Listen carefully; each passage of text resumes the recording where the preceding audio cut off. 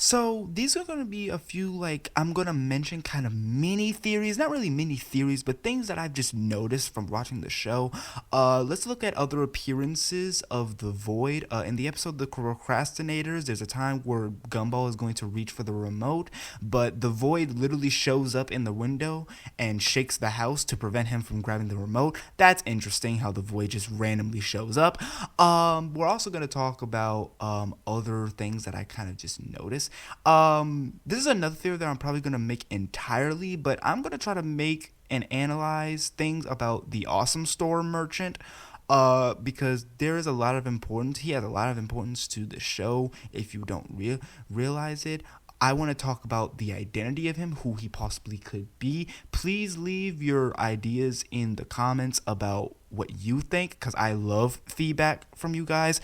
I can't do all this alone, and I've already shouted out those YouTubers. I need y'all to look at this and watch the show, because everything interesting comes from that Awesome Store. In the episode The Console, Richard bought this console video game for Gumball that literally transports all the kids to a video game, came from the Awesome Store. In the episode The Fridge, Richard is super attached to the fridge in the Waterson's house because it is revealed that it's a magic fridge that can actually contain memories.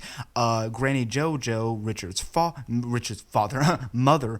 mother, ends up going to the Awesome Store with Nicole to try to get the fridge repaired, and the Awesome Store merchant actually ends up saying that Granny JoJo is a frequent customer and has bought things from her often. Hello.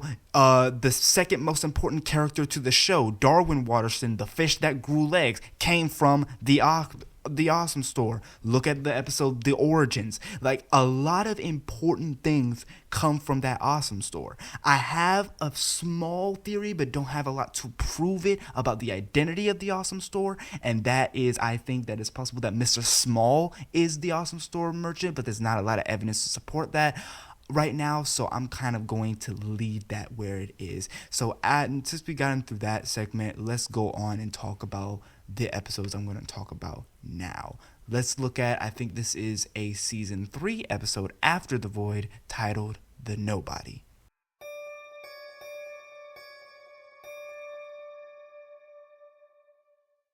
We are going to be talking about the season 3 episode, The Nobody. Now, the plot of this episode is that Gumball and Darwin have gotten in trouble by their parents and their little sister because things around their house have been going missing. I think Richard's brush, or just different appliances and different things that people need in the house, have been going missing. And they blame Gumball and Darwin for it. So Richard, Nicole, and Anais leave the house to leave Gumball and Darwin to find all of the items, the 3 items that were missing.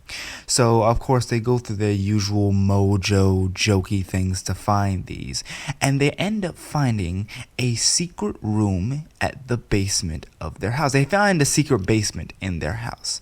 Now, this secret basement comes up again, and it's kind of like just seen as a normal thing now, but it didn't really come up. I'm pretty sure it came up before in the show, but it's like they didn't know it was there this time. I don't have full evidence on that. I may need to research that more, but that's just something interesting. But basically, they go down there to this basement that they didn't know was there, and they find this guy. Or what about this painting? What secrets may be hiding? Oh! I don't really see how you can find a secret passage with that look. Just like that.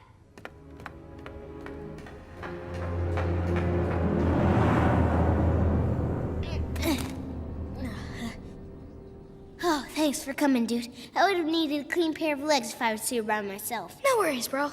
Huh? I think I hit my head a little too hard. It's like I'm saying double. Well, more like 1.5. Wait a minute. Close your right eye. Now close your left eye. I think he's here. What? Oh, well, I guess he's not. Oh my gosh. Imagine how much value this room would add to the house. Oh, sure. For sale, 2-bedroom house, spacious backyard, eating kitchen, and a horrifying dungeon for creepy strangers to hide in. Yeah, now that you mention it, it is kind of grim. I mean, how desperate do you have to be to live in some moist, dark hole, sleeping on a mattress made out of disease, eating cold leftovers? Ow! Wait, this food. It's hot. This can only mean one thing.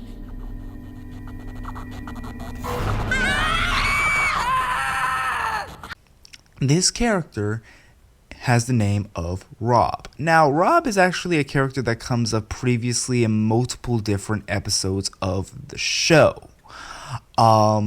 He is appeared to look like this before, and editing Zadarus put a picture of how he used to look like. But now, in this episode, he looks like this. Now, I want us to pay attention to how he looks. He's all distorted. His head shape is all jagged and whatnot. But I also want to make sure you pay attention to the amounts of static that is on his body. He is extremely deformed. This is going to be important later in the theory.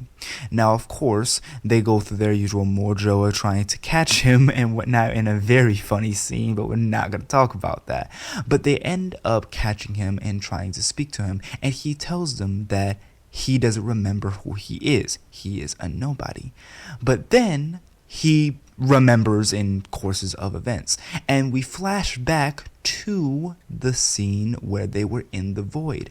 Turns out he was documented as one of the mistakes of the world, and he was extracted by the void.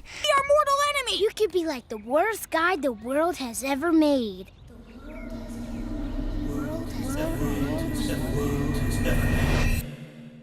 I remember. All the mistakes the world has ever made. Guys, over here! I was one of the world's mistakes. It's Molly's treehouse. But you only cared about Molly. You saved her and you left me there to rot. But I clung to life. And I came back. What were we talking about again? But at a cost. You left me disfigured, a nobody. But now you've given me a part to play in the world. He called to Gumball and Darwin inside of the void in that episode. Even though if you go back to the episode The Void, you see him when they were trying to, jump around the void. You see him near that little weird looking house that has eyes, but he actually doesn't say anything. He just stands there. But in this flashback, you see him like trying to call Gumball and Darwin, but either way.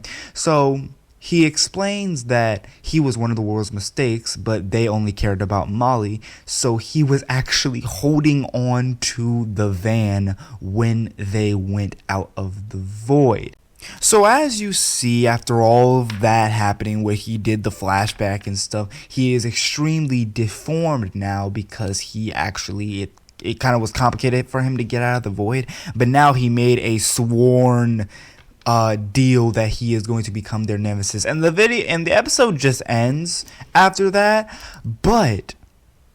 And the show is trying to play it off as like he's not that important, but trust me, we're not even going to go into his villain, attempting to be a villain arc, because that's not really important. He is used for a much more important role later in the show, which we're going to get into.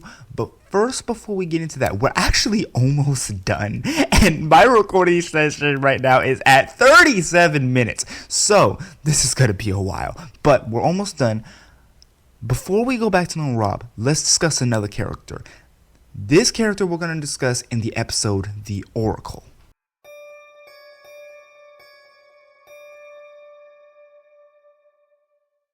Now this is where things truly get terrifying.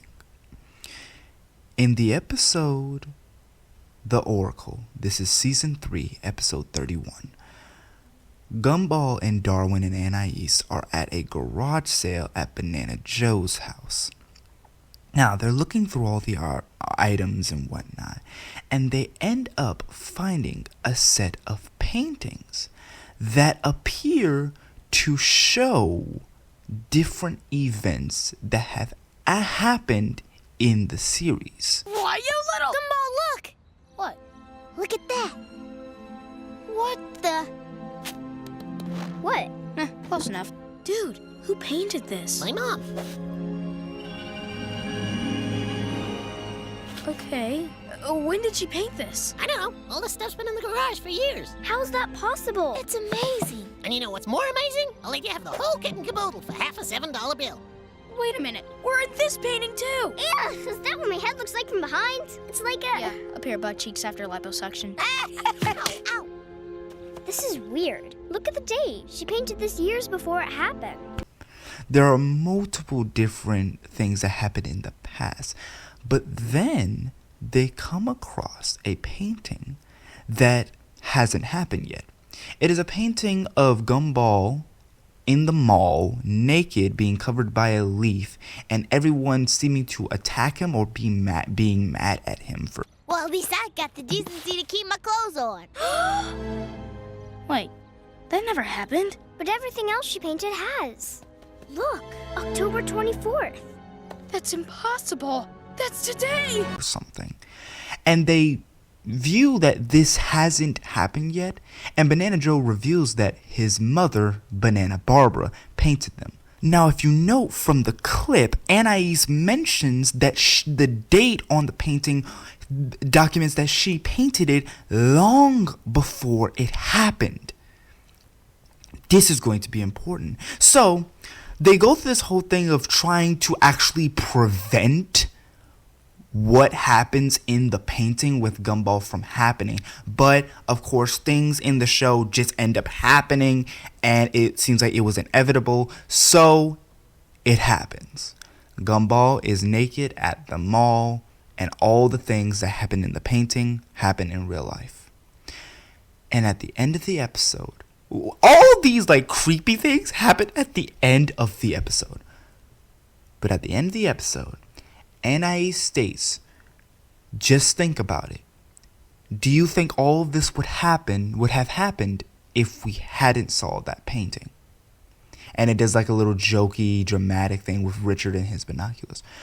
But then the scene shifts over to Banana Barbara constructing and finishing her new painting. Let me show you the clip.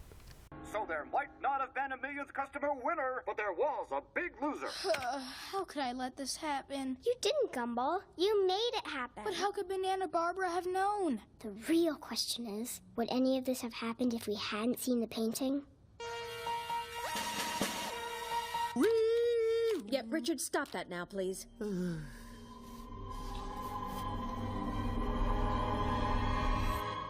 Ladies and gentlemen, we are circling right back to where we started. Take a look at this one picture. You automatically know where I'm going with this. Banana Barbara has painted a picture of the Watterson family running away from the void. If you don't believe that that is the void, just look at the painting. Behind them is static. That house that is always inside of the void is there. And apparently I think that was the original design of the Wattersons' house. Things are floating and crumbling, and they are running away from certain death. But here's the worst part. This hasn't happened in the show yet. Remember, I've watched this show 5 times. It hasn't happened in the show. This picture has not happened yet. So when is it going to?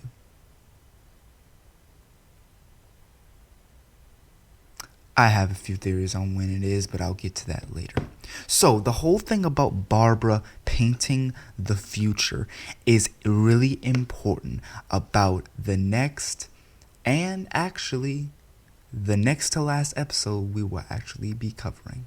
And that the last episode that we're going to talk about is, of course, the last episode of the TV show, where I'm going to tie all this together in like kind of a final like thing that I'm doing. So, from here, let's talk about the episode that's in season 6, The Future.